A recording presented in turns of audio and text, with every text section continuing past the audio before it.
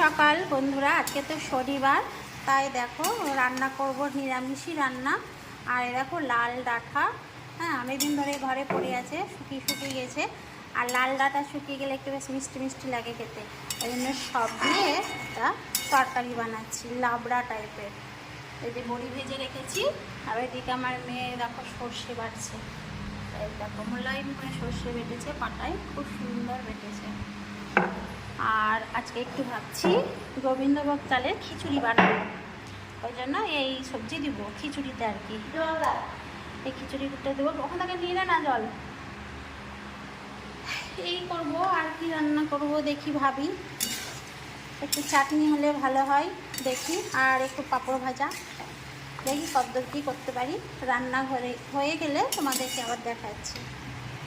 সবে মাত্রই খিচুড়িটা বসালাম, দেখো জল দিলাম, সিদ্ধ হোক, একবারে নামিয়ে তোমাদের দেখাবো কেমন।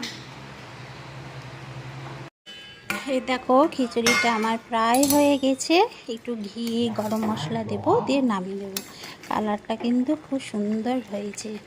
আর এই গোবিন্দভোগ চালের খিচুড়িটা খেতে বেশ ভালোই লাগে বলো। যাই হোক, আমার রান্না হয়ে গেছে, চলো। এখন বাজে 12:30। এই দেখো আমার খিচুড়ি হয়ে গেছে। আজকে হচ্ছে খিচুড়ি লাল ডাঁটা বড়ি দিয়ে লাবড়া করেছি।